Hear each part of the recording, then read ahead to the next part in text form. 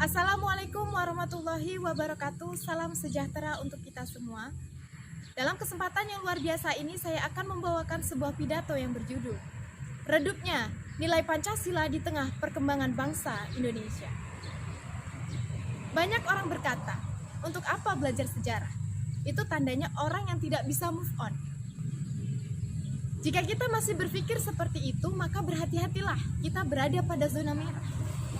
Sejarah bukan berarti tidak bisa move on, namun sejarah ibarat spion. Kita tidak perlu jatuh ke lubang yang sama karena kita bisa melihat keadaan dari kaca. Kita bisa berkaca dari keadaan Indonesia saat ini, penuh dengan kerusuhan, saling berpecah belah, menghina, mencaci, menindas, bahkan hilangnya toleransi. Menjadikan kita individualis dan tidak demokratis. Lalu untuk apa diciptakan Pancasila? Bukannya untuk mempersatukan bangsa. Panca yang berarti 5 dan sila yang berarti prinsip menjadikan 5 prinsip yang mengatur setiap tindak tanduk dari kehidupan kita. Sila pertama Pancasila berbunyi ketuhanan yang Maha Esa.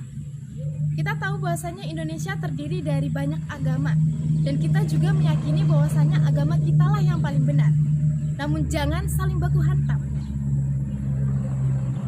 Ketuhanan yang Maha Esa dengan kewajiban menjalankan syariat-syariat Islam bagi pemeluknya akhirnya dirombak karena Indonesia bukan hanya Islam saja. Dari Sabang sampai Merauke terdapat Protestan, Katolik, Konghucu, Hindu, dan Buddha. Kemanusiaan yang adil dan beradab. Adil, beradab. Sesuatu yang sangat langka ditemukan di negara saat ini di mana keadilan hanya jadi bahan candaan di mana anak muda tidak bisa menghargai yang tua. Sila kedua Pancasila dilambangkan dengan rantai emas di mana setiap rantainya saling terhubung yang menunjukkan hubungan masyarakat Indonesia yang saling terikat dan saling membantu, bukan saling cemooh dan melempar batu. Sila ketiga Pancasila berbunyi Persatuan Indonesia. Pertanyaannya, apakah kita sudah bersatu? Dengan sikap individualis, ingin menang sendiri, tidak memikirkan orang lain, tidak memiliki rasa empati dan bahkan rasis. Sila ketiga Pancasila dilambangkan dengan pohon beringin yang tumbuh besar dan kuat, di mana setiap akarnya dilambangkan sebagai suku yang ada di Indonesia. Ya, kita memang berbeda. Namun berbeda bukan berarti tak bisa. Berbeda harusnya menjadi kata kerja yang menjadikan aksi diam berubah menjadi aktif, inovatif, bahkan jadi inspiratif. Sadarkah kita bahwasanya kita tinggal di sebuah negara yang kaya akan perbedaannya? Presiden Joko Widodo menyatakan Indonesia terdiri dari 714 suku dan memiliki lebih dari 1001 bahasa daerah yang berbeda.